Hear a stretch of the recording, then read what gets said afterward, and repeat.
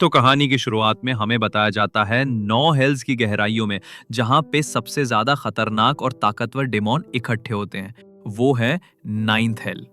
एक ऐसी जगह जहां पर हर रोज लड़ाइयां होती रहती हैं सबसे ताकतवर डेमोन की जगह को पाने के लिए। और ऐसा माना जाता था कि इस जगह का कोई राजा नहीं है जब तक वो बंदा नहीं आया था, डीमोन किंग ओ कांगू, जो पावर ऑफ ग्लटनी का इस्तेमाल करता था, जिसकी वजह से वो किसी भी डेमोन की शरीर और उनकी पावर को एब्जॉर्ब कर सकता था। और इसी ताकत की वजह से वो हेल के सातों प्रिंस को हरा के पूरे हेल का राजा बन गया। और फिर हमें ग्रेट डेमोन बालक दिखाया जाता है, जो डेमोन किंग ओ कांगू से बोलता है, आप वापस क्यों जाना चाहते हैं? आपके पास इस हेल की सारी चीजें मौजूद हैं। बालक बात सुनने के बाद कांगू बोलता है, आखिर मेरे पास सब कुछ कैसे हैं? मैं इस जगह पे पिछले 10,000 सालों से मौजूद हूँ, तब से ये जगह बिल्कुल नहीं बदली है। फिर चिल्लाते हुए बोलता है, और आखिर इस जगह पे मेरे लिए करने को है ही क्या? और हमें पता चलता है कि डेमोन किंग ओ कांगू असल में एक इंसान है। बालक कांगू बोलता है, आपको भूख तो नहीं लगी है ना? और अगर ऐसी बात है तो मैंने आपके लिए कुछ तैयार किया है।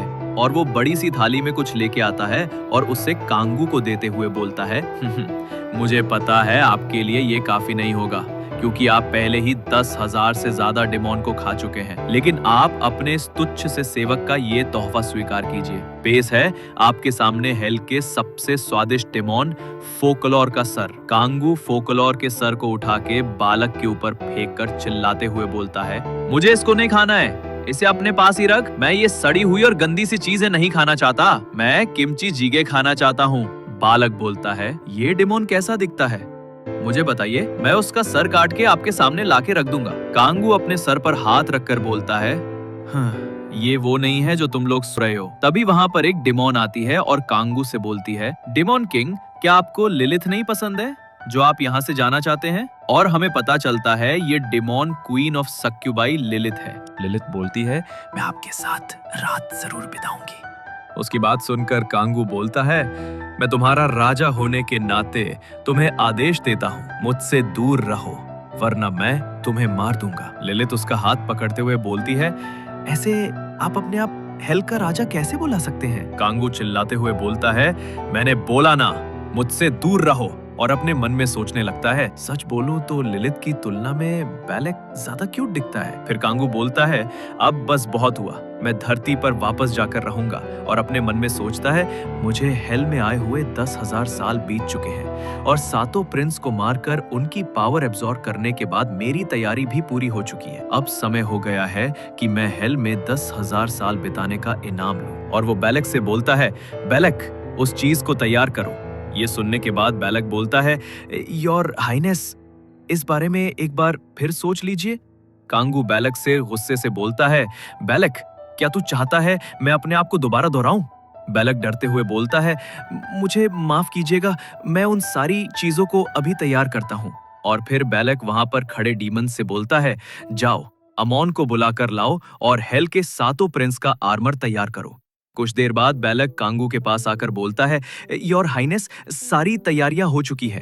फिर हेल का ब्लैक मैजिशियन अमोन कांगू के पास आकर बोलता है, योर हाइनेस, अगर आप अपनी मैजिक पावर को हेल के सातों प्रिंस के आर्मर के अंदर डाल देंगे तो वो टाइम और स्पेस की बाउंड्रीज को तोड़कर डायमेंशन में छेद कर देगा।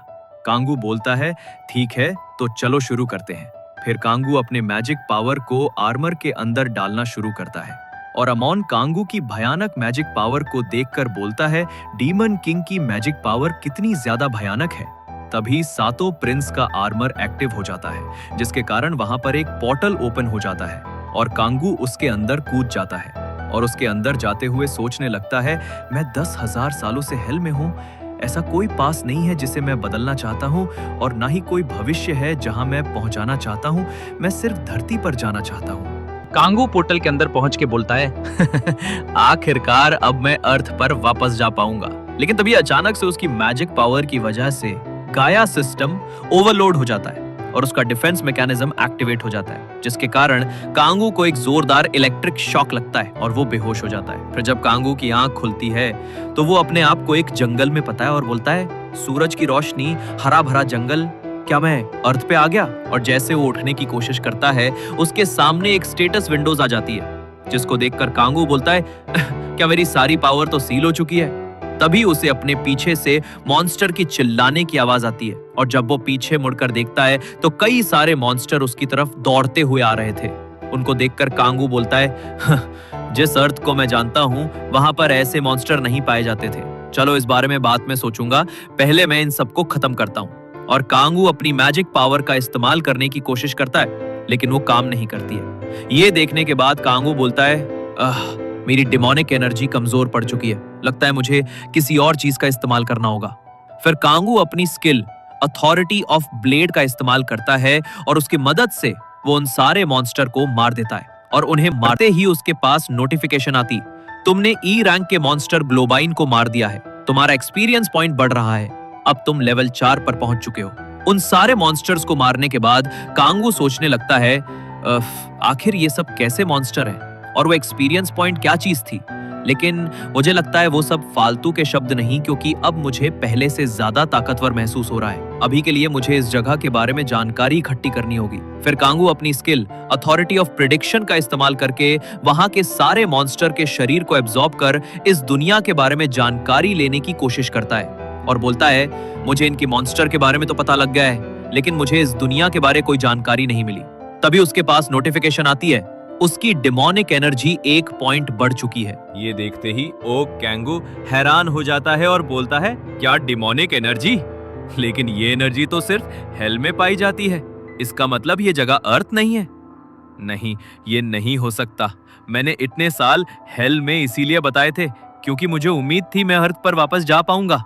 तभी उसे किसी की चिल्लाने की आवाज आती और उस सुनने के बाद ओ कैंगू बोलता है अभी ये जो चीखने की आवाज आई थी वो किसी डीमन या मॉन्स्टर की नहीं थी, ये एक इंसान की आवाज थी। क्या उस तरफ कोई इंसान है? और फिर ओ कैंगू उस तरफ तेजी से दौड़ के जाता है जिस तरफ से उसे चीखने की आवाज आई थी और बोलता है मैंने पूरे 10,000 साल हेल में बिताए हैं और उस समय मैं बस उन मॉन्स्टर घेरा रहता था जिनकी पूरी शरीर टेंटिकल से भरी रहती थी। मुझे इससे फर्क नहीं पड़ता सामने वाला कितना भी बदसूरत क्यों ना हो, बस वो इंसान निकले और काश उसकी शरीर पर कोई भी टेंटिकल्स ना हो। तभी वो उस जगह पर पहुंच जाता है और उसे अपने सामने एक लड़की दिखती है जो मॉन्स्टर से घेरी हुई थी। ओ कैंगू उसको देखकर बोलता है आंखें, नाक और इसकी शरीर पर कोई भी टेंटिकल्स नहीं है, ये एक इंसान है। फिर ओ कैंगू वहां पर मौजूद सारे मॉन्स्टर्स को मार देता है और वो लड़की ओ कैंगू से बोलती है मुझे बचाने के लिए आपका शुक्रिया, मेरा नाम हांसियोला है। ओ कैंगू उसका हाथ पकड़कर चिल्लाते हुए बोलता है चलो हम दोनों शादी कर लेते हैं। ये सुनने के बाद वो लड़की घबराते हुए बोलती है ये तुम क्या बोल रहे हो? और ओ कैंगू अपने मन में सोचता है अरे नहीं, मैं बहुत ज्यादा एक्साइटेड हो गया और फिर बोलता है मुझे माफ करना, मेरा नाम ओ कैंगू है और तुमने अपना नाम हांसियोला बताया था ना, अब तुम्हारी चोट कैसी है? हांसियोला बोलती है दिक्कत की बात नहीं है, लेकिन तभी अचानक से वो अपने पैर में लगी चोट के कारण गिरने वाली थी, लेकिन ओ कैंगू उसे पकड़ लेता है पर उसकी मोबाइल गिर पड़ती है और उस मोबाइल को देखकर ओ कैंगू अपने मन में सोचता है जैसा मैंने सोचा था ये अर्थ ही है। और फिर ओ कैंगू हांसियोला से बोलता है तुम्हें अपने ऊपर ज्यादा जोर देने की जरूरत नहीं है, यहाँ पर बैठ जाओ, मैं तुम्हारी चोट पर दवाई लगा देता हूँ। फिर ओ कैंगू उससे बोलता है अब तुम्हें कैसा लग रहा है? हांसियोला बोलती है आपका शुक्रिया, अब मुझे अच्छा महसूस हो रहा है। और फिर ओ कैंगू हांसियोला को उसका फोन देते हुए बोलता है ये लो, तुम्हारा फोन जमीन पर गिर गया था। और अपने मन में सोचता है ये साल 2023 है, जब मैं हेल में गिर गया था तब से अब तक सिर्फ 5 साल ही बिता है और अब मुझे एक बात पता चल चुकी है कि हेल और अर्थ पर समय अलग अलग चलता है और ये सारे मॉन्स्टर इन्हीं 5 सालों के अंदर धरती पर आए हैं। इस वक्त धरती ऐसी चीजों से भरी है जिसके बारे में मैं कुछ नहीं जानता हूँ, लगता है मुझे और जानकारी इकट्ठा करने की जरूरत है। फिर ओ कैंगू हांसियोला से बोलता है वैसे तुम इस जगह पर क्या कर रही हो? हांसियोला बोलती है मैं एक गॉड प्लेयर के तौर पर अवेकेंड हुई थी और मुझे लगा मैं इस ई रैंक के गेट को अकेले ही क्लियर कर सकती हूँ, पर ये मेरी बेवकूफी थी। उसकी बात सुनकर ओ कैंगू सोचने लगता है प्लेयर हंटर आखिर ये सब क्या है? और फिर वो बोलता है वैसे तुम्हारा लेवल कितना है? हांसियोला बोलती है मैं अभी कुछ दिन पहले ही अवेकेंड हुई हूँ, इसलिए मैं अभी सिर्फ लेवल 6 की प्लेयर हूँ, लेकिन आप जैसा प्लेयर इस जगह पर क्या कर रहा है ये सुनने के बाद ओ कैंगू अपने मन में सोचता है मेरा लेवल तो तुमसे भी कम है, और फिर बोलता है मेरे कुछ अपने कारण हैं। हैंसोला बोलती है ठीक है चलो अब चलते हैं। ओ कैंगू बोलता है पर तुम्हारी चोट तो देखने में बहुत गहरी लग रही थी, क्या वो अब ठीक है? हैंसोला बोलती है हाँ वो ठीक है, पर वो अपने पैर में लगी चोट के कारण सही से खड़ी नहीं हो पा रही थी। ओ कैंगू उसे पकड़कर बोलता है लाओ मैं तुम्हारी मदद कर देता हूँ। हैंसोला शर्माते हुए बोलती है रहने दीजिए, मुझे इसकी कोई जरूरत नहीं है। ओ कैंगू बोलता है ऐसी स्थिति में मदद के लिए मना करना अच्छी बात नहीं है, चलो मैं तुम्हें तुम्हारे घर तक पहुंचा दूंगा। तो हमें किस तरफ जाना है? हैंसोला बोलती है ठीक है, और गेट का एंट्रेंस उस तरफ है। ओ कैंगू बोलता है ठीक है चलो फिर चलते हैं, और फिर ओ कैंगू हैंसोला को लेकर गेट के एंट्रेंस तक जाता है। फिर कुछ देर बाद वो दोनों गेट के एंट्रेंस पॉइंट तक पहुंच जाते हैं और हांसोला बोलती है देखो हम एंट्रेंस पॉइंट तक पहुंच गए। उसको देख के रो कैंगू सोचने लगता है तो ये है गेट जिसकी मदद से लोग अर्थ से इस जगह पे आते हैं, लेकिन मुझे कोई भी ऐसी चीज नहीं दिख रही है जिससे ये गेट बनाया गया हो। हांसोला ओ कैंगू से बोलती है चलो जल्दी से घर वापस चलते हैं। ओ कांगू बोलता है ठीक है चलो चले। फिर ओ कांगू जब उस गेट से बाहर आता है तो वहां आसपास देखकर खुश होते हुए बोलता है ये पूरी जगह तो इंसानों से भरी है, आखिरकार मैं अर्थ पर वापस आ गया।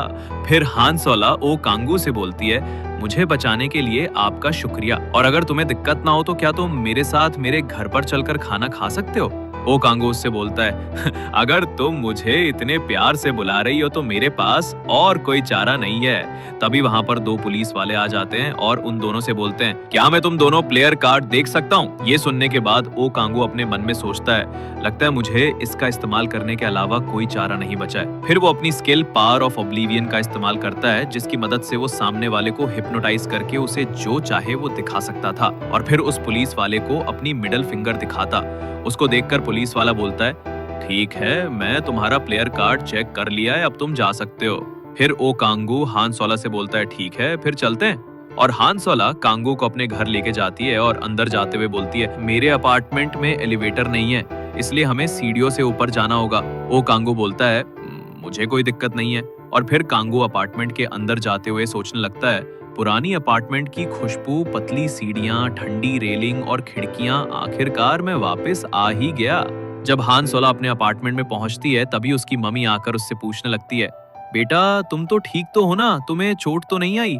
और जैसा मैंने बोला था तुम पार्टी के साथ ही गई थी ना? हांसोला बोलती है हाँ मम्मी। उसकी मम्मी को देखकर ओ कांगू सोचने लगता है क्या ये मुझे यहाँ सिर्फ खाना खाने के लिए ही बुलाई है? तो आज के एपिसोड को यहीं पर खत्म करते हैं। अगर ये वीडियो आपको अच्छी लगी हो तो लाइक कीजिए और चैनल को सब्सक्राइब जरूर कीजिएगा। आपसे फिर मुलाकात होगी अगली वीडियो में, तब तक के लिए बाय बाय।